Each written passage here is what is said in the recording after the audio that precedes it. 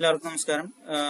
മറ്റൊരു വീഡിയോയിലോട്ട് സ്വാഗതം. നമ്മൾ ഈ വീഡിയോയിൽ ഡിജിപേ ലൈറ്റിന്റെ രണ്ടാമത്തെ വോളിയാണ് നമ്മൾ നോക്കുന്നത്.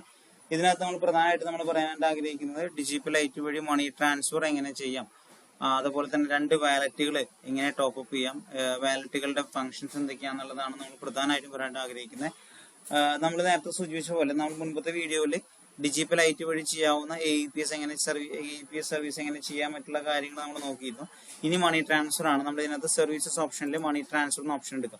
അതിന് മുൻപായിട്ട് ചെറിയൊരു കാര്യം സൂചിപ്പിക്കാൻ ആഗ്രഹിക്കുകയാണ്. നമുക്ക് എല്ലാവർക്കും അറിയാം, എങ്കിൽ കൂടെ ഒന്ന് പറയാണ്. നമ്മൾ ഈ മണി ട്രാൻസ്ഫർ അതുപോലെ തന്നെ ക്യാഷ് വിഡ്രോവൽ തമ്മിലുള്ള പ്രധാനപ്പെട്ട വ്യത്യാസം എന്ന് പറഞ്ഞു കഴിഞ്ഞാൽ, ക്യാഷ് വിഡ്രോവൽ ചെയ്യുമ്പോൾ കസ്റ്റമറുടെ അക്കൗണ്ടിൽ നിന്നും പൈസ സക്സസ് ആയ ട്രാൻസാക്ഷനെ അവരുടെ അക്കൗണ്ടിൽ നിന്നും പൈസ നമ്മളുടെ വാലറ്റിലോട്ട് വരികയും നമ്മൾ ലിക്വിഡ് ക്യാഷ് എടുത്ത് അവർക്ക് കൊടുക്കുകയാണ് ചെയ്യുന്നത്. കമ്മീഷൻ ഓട്ടോമാറ്റിക്കലി നമുക്ക് കിട്ടുന്നു. സക്സസ് ആയ ട്രാൻസാക്ഷനെ CSC നിങ്ങൾക്ക് കമ്മീഷൻ തരാണ് ചെയ്യുന്നത്. നമ്മുടെ വാലറ്റിലോട്ട് ഓട്ടോമാറ്റിക്കലി ക്രെഡിറ്റ് ആവും.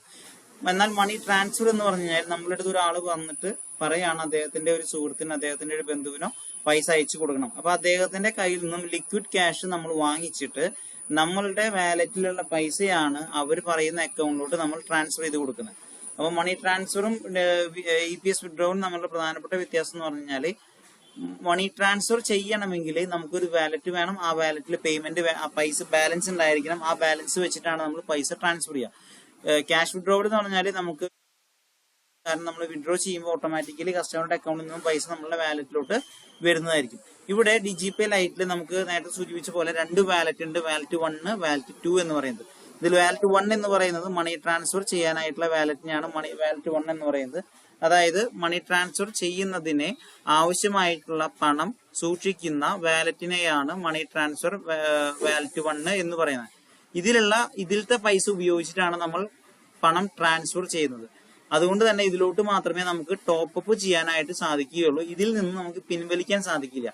ഇതിലുള്ള എമൗണ്ട് നമുക്ക് മണി ട്രാൻസ്ഫർ ചെയ്ത് തന്നെ മാത്രമേ ഉപയോഗിക്കാനായിട്ട് സാധിക്കുകയുള്ളൂ.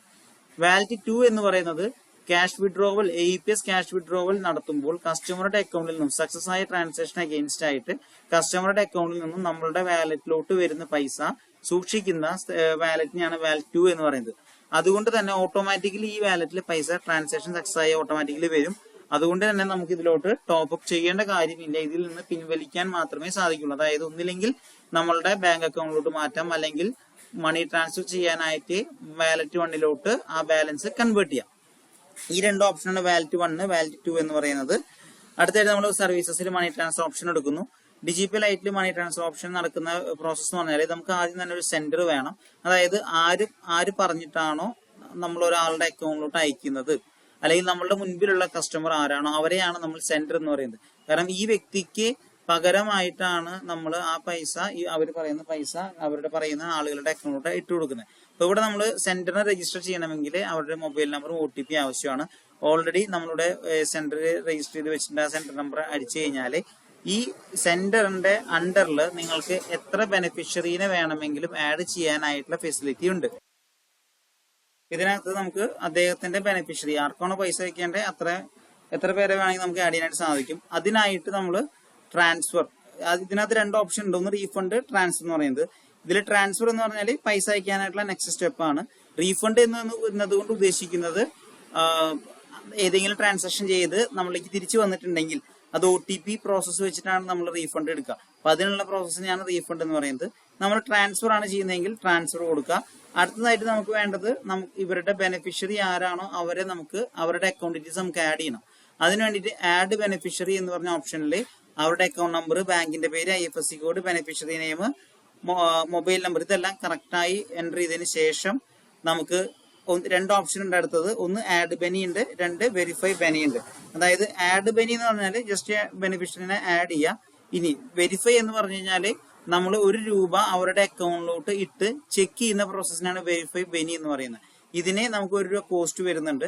അപ്പൊ ടോട്ടൽ ₹2 നമ്മുടെ ഡിഡക്റ്റ് ആവുക. പക്ഷെ നമുക്ക് കറക്റ്റ് ആയിട്ട് അക്കൗണ്ട് ഡീറ്റെയിൽസ് കറക്റ്റ് ആണെന്ന് അറിയാനായിട്ട് സാധിക്കും. ഇത്തരത്തിൽ നമ്മൾ ആഡ് ചെയ്തതിന് ശേഷം നമ്മൾ അടുത്ത ബെനിഫിഷ്യറിനെ നമ്മൾ സെലക്ട് ചെയ്യുന്നു. സെലക്ട് ചെയ്തിട്ട് നമുക്ക് 3 ഗേറ്റ് വേ ആണ് ഇതിനകത്ത് വരുന്നത്. ഡിജിപേ ലൈറ്റിന്റെ പ്രത്യേകത എന്ന് പറഞ്ഞു കഴിഞ്ഞാൽ ₹75,000 വരയ്ക്ക് ഒരു സെന്ററിന്, അല്ലെങ്കിൽ നമ്മുടെ ഒരു കസ്റ്റമർക്ക് അദ്ദേഹത്തിന്റെ വ്യത്യസ്ത ബെനിഫിഷ്യറികളിലോട്ട് ഒരു 10 പേരുണ്ടെങ്കിൽ 10 പേർക്കും കൂടി അദ്ദേഹത്തിന് ഒരു മൊബൈൽ നമ്പറിന്റെ പുറത്ത് 75,000 രൂപ വരെ 3 ഗേറ്റ് വേകളിലായിട്ട് ഒരു മാസം അയക്കാനായിട്ട് സാധിക്കും. ഇപ്പൊ എന്റെ ഗേറ്റ് വേ ആദ്യത്തെയാണ് എടുത്തേക്കുന്നത്. അതിൽ ആദ്യത്തെ ഗേറ്റ് 25,000 ലിമിറ്റ് ഉണ്ട്. നമുക്ക് IMBS ഓപ്ഷൻ എടുക്കുക, എത്രയാണ് എമൗണ്ട് അടിക്കേണ്ടത് എന്നുള്ളത് അടിക്കുക. 25,000 കഴിഞ്ഞു 28,000 അടിക്കേണ്ടെങ്കിൽ ഇതുവഴി നമ്മൾ 25,000 അടിക്കുക. നെക്സ്റ്റ് ഗേറ്റ് വേ 2 എടുക്കുക, അങ്ങനെ ഗേറ്റ് വേ 3 എടുക്കാം. ഇത്തരത്തില് 5,000 സ്ലാബില് 5,000 വെച്ചിട്ടാണ് നമ്മുടെ ഇന്ന് പോവുക.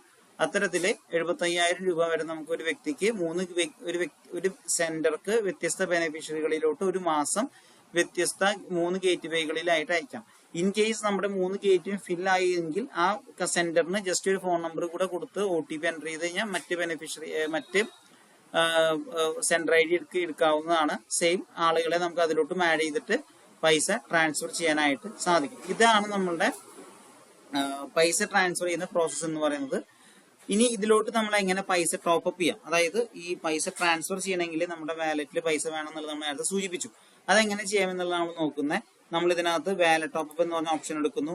അതിൽ രണ്ട് ഓപ്ഷൻ ഉണ്ട്, ഒന്ന് റിക്വസ്റ്റ്, 2 റിപ്പോർട്ട്. നമ്മൾ റിക്വസ്റ്റ് ചെയ്യണം, അതായത് നമ്മൾ വാലറ്റ് ടോപ്പ് അപ്പിന്റെ പ്രോസസ്സാണ് നമ്മൾ ആരംഭിക്കുന്നത്. പ്രധാനമായിട്ടും നമുക്ക് 2 തരത്തിലാണ് നമുക്ക് വാലറ്റ് ടോപ്പ് അപ്പ് ചെയ്യാനായിട്ട് സാധിക്കും. ഒന്നെന്ന് പറഞ്ഞാൽ നമ്മുടെ കയ്യിലുള്ള അല്ലെങ്കിൽ നമ്മുടെ അക്കൗണ്ടിലുള്ള പണം ഉപയോഗിച്ചിട്ട് വാലറ്റ് ടോപ്പ് അപ്പ് ഉപയോഗിക്കാം. രണ്ടാമതെന്ന് പറഞ്ഞാൽ ഡിജിറ്റൽ ആയിട്ട് തന്നെയുള്ള ഓപ്ഷൻ ആയിട്ടുള്ള വാലറ്റ് 2-ൽ നിന്നും ക്യാഷ് ഔട്ട് അക്കൗണ്ട് നമ്മുടെ വാലറ്റ് 1-ലോട്ട് ചെയ്തിട്ട് ടോപ്പ് അപ്പ് ചെയ്യാനായിട്ട് ഉപയോഗിക്കാൻ പറ്റും. അപ്പോൾ രണ്ടാമത്തെ ഓപ്ഷൻ നേരത്തെ സൂചിപ്പിച്ചിരുന്നു. ക്യാഷ് ഔട്ട് ഓപ്ഷനിൽ പോയിട്ട് നമ്മൾ വാലറ്റ് ക്യാഷ് ഔട്ടിന് പകരം വാലറ്റ് ട്രാൻസ്ഫർ ചെയ്ത് കഴിഞ്ഞാൽ 2-ൽ നിന്നും 1-ലോട്ട് മാറും. ഇനി ആദ്യത്തെ ഓപ്ഷൻ എങ്ങനെയാണെന്ന് വെച്ച് കഴിഞ്ഞാൽ നമ്മളുടെ കയ്യിലോ അല്ലെങ്കിൽ നമ്മുടെ ബാങ്ക് അക്കൗണ്ടിലുള്ള പൈസ ഉപയോഗിച്ചിട്ട് മാറ്റുന്ന രീതിയാണ്.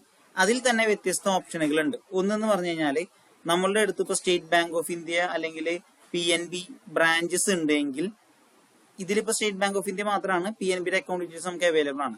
ഈ ഡിജിറ്റൽ ലൈറ്റിന്റെ കമ്പനിയുടെ അക്കൗണ്ട് നമ്പർ ആണ് ഈ കാണുന്നത്. സ്റ്റേറ്റ് ബാങ്ക് ഓഫ് ഇന്ത്യയുടെ ബ്രാഞ്ചസ് നിങ്ങൾക്ക് നിയറസ്റ്റ് ഉണ്ടെങ്കിൽ ആ ബ്രാഞ്ചിൽ പോയിട്ട് ഈ അക്കൗണ്ട് നമ്പറിലോട്ട് പൈസ ഡെപ്പോസിറ്റ് ചെയ്യാനായിട്ട് സാധിക്കും.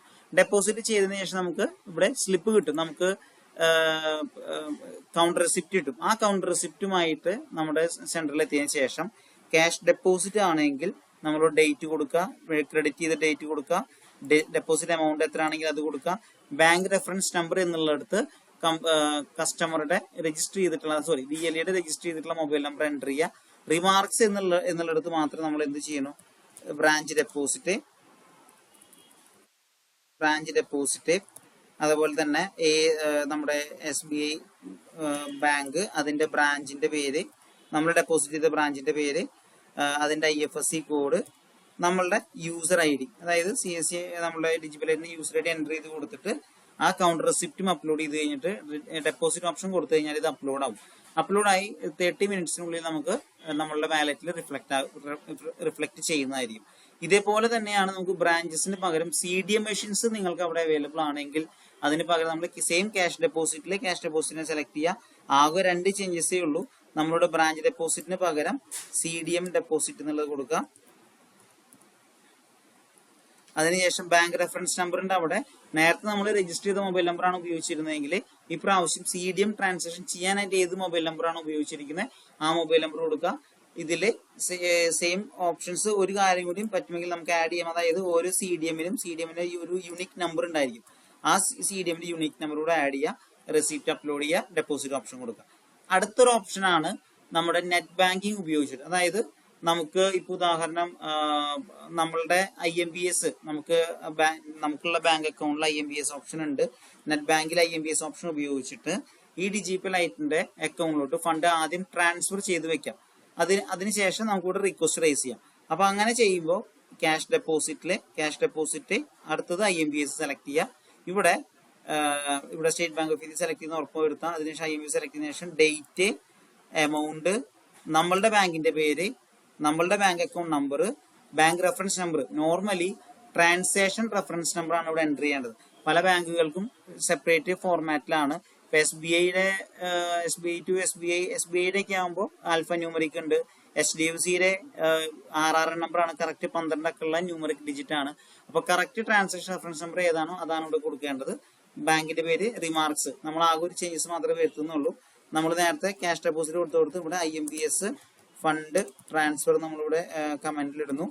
അതിനുശേഷം നമ്മൾ ഏതാണോ ബാങ്ക്, ഇപ്പൊ HDFC വഴിയാണ് HDFC ബ്രാഞ്ച്, അടുത്തത് അവരുടെ user IFSC code, user ID, ഇത്രയും കാര്യങ്ങൾ വെക്കുക. നമ്മളുടെ സ്റ്റേറ്റ്മെന്റോ അല്ലെങ്കിൽ നമ്മുടെ റെസിപ്റ്റ് അപ്ലോഡ് ചെയ്തിട്ട് സബ്മിറ്റ് അടിക്കുക. ഇത് ചെയ്താൽ നമുക്ക് ടോപ്പ് അപ്പ് ചെയ്യാനായിട്ട് സാധിക്കും. അടുത്തത് പുതിയ അപ്ഡേഷനിൽ വരുന്നത് നമുക്ക് UPI മുൻപ് ഉണ്ടായിരുന്നു, ഇപ്പൊ കുറച്ച് നാളുകളായിട്ട് ഡിസേബിൾ ആണ്. UPI വരുന്നുണ്ട് നമ്മളുടെ അക്കൗണ്ട് വഴി. ഇത്തരത്തിലാണ് നമുക്ക് ക്യാഷ് വാലറ്റ് ടോപ്പ് അപ്പ് ചെയ്യാൻ സാധിക്കുക.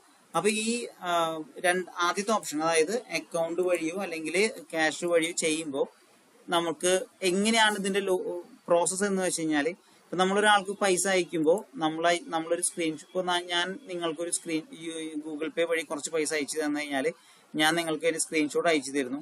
നിങ്ങളുടെ ബാങ്ക് സ്റ്റേറ്റ്മെന്റിൽ എന്റേതായിട്ടുള്ള കുറച്ച് വിവരങ്ങൾ, ഒന്നില്ലെങ്കിൽ എന്റെ UPI ID, UPI മോഡ്, എന്റെ ബാങ്ക്, എന്റെ ബ്രാഞ്ചിന്റെ പേര്, അങ്ങനെ എന്തെങ്കിലും വിവരങ്ങൾ നിങ്ങൾക്ക് കാണാനായിട്ട് സാധിക്കും, അല്ലെങ്കിൽ RR നമ്പർ കാണാൻ സാധിക്കും.